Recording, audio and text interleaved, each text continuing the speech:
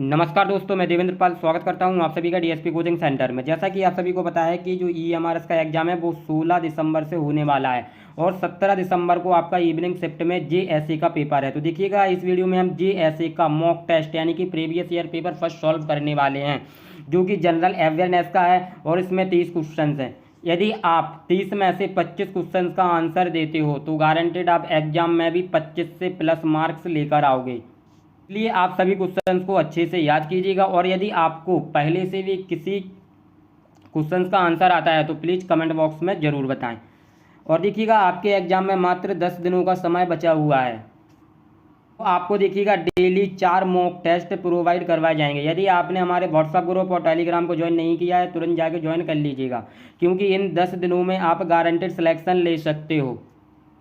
और देखिएगा, यदि आप हमारे ईएमआरएस जेएसए के लिए ई बुक परचेज करना चाहते हो तो जिसमें आपको 15 प्रैक्टिस पेपर मिलेंगे और 2550 कंप्यूटर का ई बुक मिलेगा। ये मात्र आपको अब 50 रुपये में मिल जाएगी। आपको इस नंबर पर कांटेक्ट करना है 7354152348। इस नंबर पर आपको मैसेज करना है और पेमेंट का स्क्रीनशॉट शेयर करना है। इंस्टेंटली आपको व्हाट्सएप पर ही PDF सेंड कर दी जाएगी। चलिए क्लास को स्टार्ट करते हैं। तो देखिएगा, क्वेश्चन नंबर फर्स्ट है हमारा, गाडगिल आयोग किससे संबंधित है? गाडगिल आयोग किससे संबंधित है? तो ये पश्चिमी घाट से संबंधित है। ऑप्शन नंबर सेकंड आपका करेक्ट आंसर हो जाएगा। पश्चिमी घाट से संबंधित है, याद रखना है सभी को। चलिए देखते हैं अगला क्वेश्चन। देखिएगा, भारतीय शिक्षा का चार्टर निम्नलिखित में से किस वर्ष जारी किया गया था? वेरी वेरी इंपॉर्टेंट क्वेश्चन है, आपकी परीक्षा में पूछा जा सकता है। चलिए इसका आंसर दीजिएगा। भारतीय शिक्षा का चार्टर निम्नलिखित में से किस वर्ष जारी किया गया था? 1853 में, 1855 में, 1856 में या फिर 1857 में? तो देखिएगा, ऑप्शन नंबर फर्स्ट आपका करेक्ट आंसर रहेगा 1853 में। याद रखेंगे सभी, 1853 आपका करेक्ट आंसर हो जाएगा। चलिए देखते हैं अगला क्वेश्चन नंबर 43। शिक्षा में गुणवत्ता मानकों के आधार व मानदंडों के संदर्भ में यशपाल समिति ने किसे प्राथमिकता दिया था? क्वेश्चन नंबर 43 का आंसर दीजिएगा सभी। तो देखिएगा, ऑप्शन नंबर 4 आपका करेक्ट आंसर हो जाएगा, परीक्षा उपलब्धि। याद रखेंगे सभी, option number D will be right answer of this question. चलिए देखते हैं अगला। ब्रिटिश ईस्ट इंडिया कंपनी के परिसमापन और ब्रिटिश क्राउन को उसके कार्यों के हस्तांतरण के लिए कौन सी अधिनियम लाया गया था? क्वेश्चन नंबर 44 का आंसर क्या होगा? और देखिएगा, आपको आंसर पहले से आता है तो कमेंट बॉक्स में ज़रूर दीजिएगा और अपना स्कोर चेक कीजिएगा। क्वेश्चन नंबर 44 का आंसर क्या होगा? तो बिल्कुल देखिएगा, ऑप्शन नंबर सेकंड, भारत सरकार अधिनियम 1858 को लाया गया था। याद रखेंगे सभी, ऑप्शन नंबर सेकंड आपका करेक्ट आंसर हो जाएगा।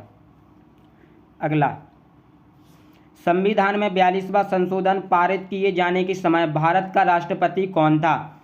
संविधान में 42वां संशोधन पारित किए जाने के समय भारत का राष्ट्रपति कौन था? तो कौन था? फखरुद्दीन अली अहमद।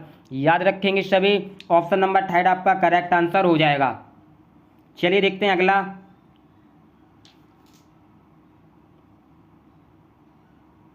देखिएगा, केंद्रीय प्रदूषण नियंत्रण बोर्ड का मुख्यालय कहाँ स्थित है? कोलकाता में, नई दिल्ली में, चेन्नई में या फिर मुंबई में? क्वेश्चन नंबर 46 का आंसर क्या होगा? तो बिल्कुल ऑप्शन नंबर सेकंड होगा, नई दिल्ली में स्थित है केंद्रीय प्रदूषण नियंत्रण बोर्ड का मुख्यालय।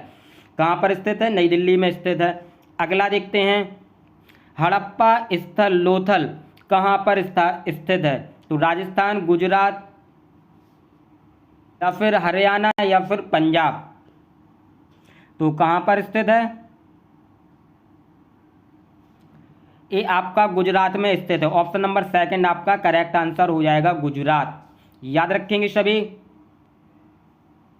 चलिए देखते हैं अगला। निम्नलिखित में से कौन सी कंपनी क्रेडिट रेटिंग एजेंसी यानी CRA नहीं है? इसका आंसर क्या होगा?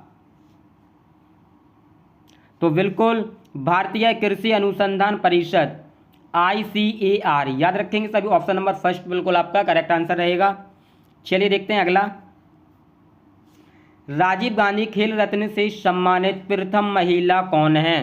राजीव गांधी खेल रत्न से सम्मानित प्रथम महिला कौन है? पूनम यादव, कर्णम मल्लेश्वरी, PT ऊषा या फिर मैरी कॉम। क्वेश्चन नंबर 49 का आंसर क्या होगा? सभी कमेंट करेंगे। तो बिल्कुल कर्णम मल्लेश्वरी, याद रखेंगे सभी। राजीव गांधी खेल रत्न से सम्मानित प्रथम महिला हैं जो कौन है? कर्णम मल्लेश्वरी। चलिए देखते हैं अगला। भारत के प्रथम मुख्य न्यायाधीश कौन थे? भारत के प्रथम मुख्य न्यायाधीश कौन थे?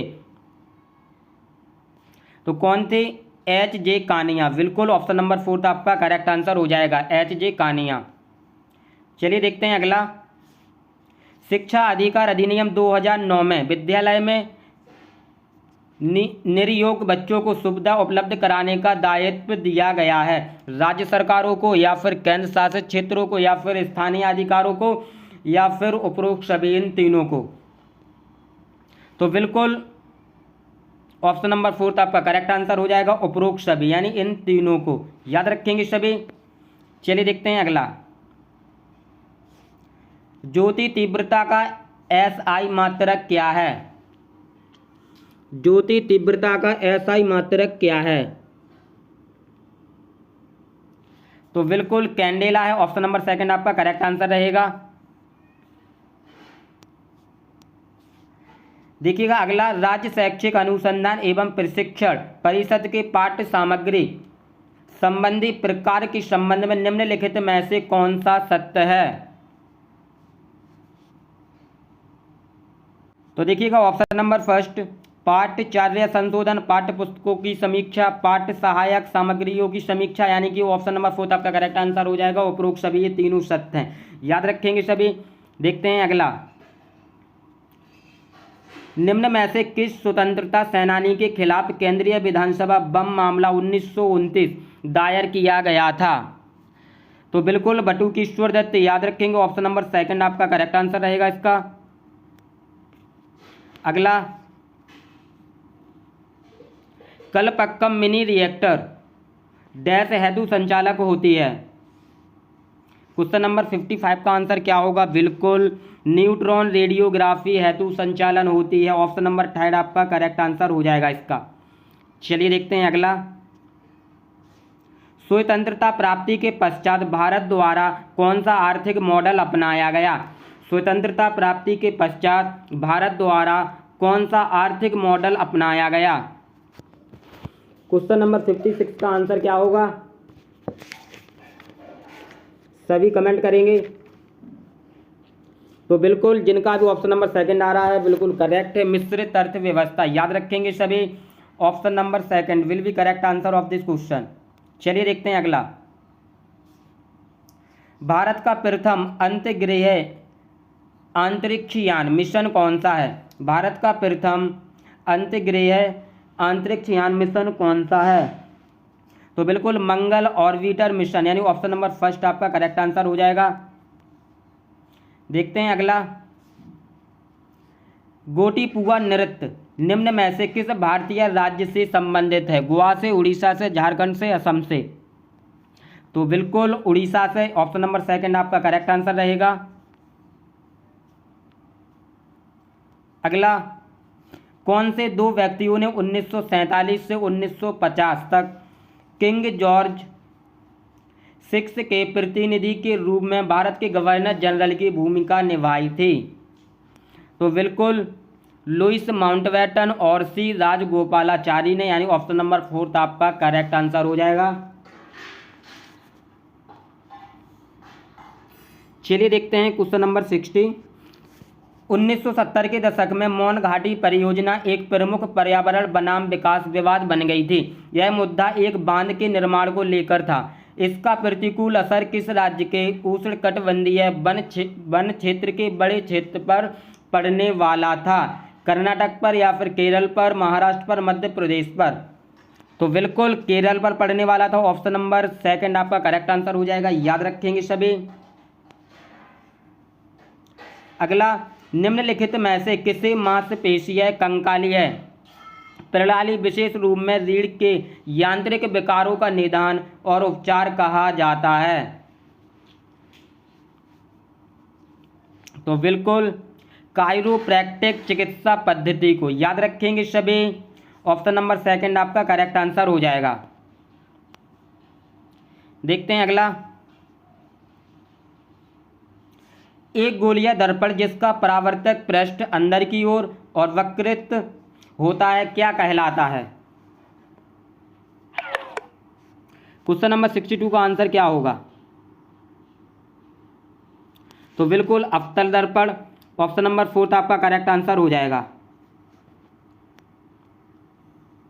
कणों की तरंग प्रकृति किसने स्थापित की? कणों की तरंग प्रकृति किसने स्थापित की?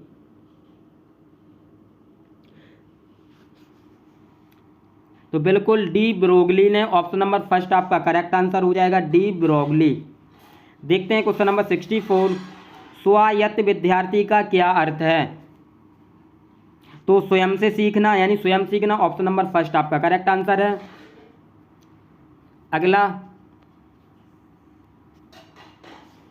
जिस दर पर आरबीआई बैंकों को ऋण देती है उसे कहा जाता है?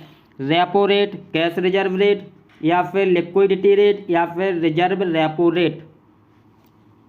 तो ऑप्शन नंबर फर्स्ट यानी रेपो रेट कहा जाता है, याद रखेंगे सभी। देखते हैं अगला। निम्न में से कौन सी इकाई तुल्यकालन संकेत उत्पन्न करती है? तो बिल्कुल कंट्रोल यूनिट यानी ऑप्शन नंबर फर्स्ट आपका करेक्ट आंसर हो जाएगा। अगला, कौन सा बल हमारे सौरमंडल की संरचना को बनाए रखता है? कौन सा बल हमारे सौरमंडल की संरचना को बनाए रखता है? तो गुरुत्वाकर्षण बल। ऑप्शन नंबर 4 आपका राइट आंसर होगा। अगला, आज़ादी के बाद से भारत में कितनी बार आपातकाल स्थिति घोषित की गई? देखिएगा मोस्ट इंपोर्टेंट क्वेश्चन है, इसका आंसर दीजिएगा सभी, लगभग सबको आता होगा। बिल्कुल 3 बार, याद रखेंगे सभी। ऑप्शन नंबर फर्स्ट आपका करेक्ट आंसर रहेगा। अगला, कौन सा महासागर अधिकतम निमग्न द्वीपों से बना है? प्रशांत महासागर, अटलांटिक महासागर, भारतीय महासागर, या फिर अंटार्कटिका महासागर? तो बिल्कुल प्रशांत महासागर, याद रखेंगे सभी। देखिएगा अगला, भारत में हरित क्रांति का जनक किसे कहा जाता है? भारत में हरित क्रांति का जनक किसे कहा जाता है? तो एम.एस. स्वामीनाथन को कहा जाता है। ऑप्शन नंबर फर्स्ट आपका करेक्ट आंसर हो जाएगा। तो देखिएगा आप सभी कमेंट में जरूर बताएं कि 30 में से आपने कितने क्वेश्चंस का आंसर सही दिया है। यदि आप 25+ हैं तो आप गारंटेड एग्जाम को क्रैक कर सकते हो, यानी आप 25+ मार्क्स एग्जाम में ला सकते हो। और देखिएगा यदि आप मॉक टेस्ट परचेज करना चाहते हैं तो मात्र आपको 50 रुपये पे करना पड़ेगा। नंबर है हमारा 7354152348 और ये आपको व्हाट्सएप के माध्यम से दिए जाएंगे। और इसके साथ आपको 2550+ क्वेश्चंस कंप्यूटर का ईबुक दिया जाएगा, जिससे आप एग्ज़ाम में अच्छा स्कोर कर सकते हो। तो देखिएगा मात्र 50 रुपये इसका प्राइस कर दिया गया है, क्योंकि एग्ज़ाम में 10 दिन बचे हुए हैं और 10 दिनों में यदि आप ये प्रैक्टिस पेपर सॉल्व कर लेते हो तो आप गारंटेड एग्जाम को क्रैक कर जाओगे। और देखिएगा आप हमारे चैनल को सब्सक्राइब करके रखिएगा, क्योंकि सभी सब्जेक्ट के प्रैक्टिस पेपर यानी कि मॉक टेस्ट आपको करवाए जाएंगे, जो कि बिल्कुल फ्री रहेंगे। और यदि आप पैड वाले लेना चाहते हैं हमसे तो आप हमें मैसेज कीजिएगा, हमने आपको नंबर दे दिया है, तो वहाँ से आप परचेज़ कर सकते हैं। चलिए मिलते हैं नेक्स्ट वीडियो में। जय हिंद, जय भारत, बेस्ट ऑफ लक।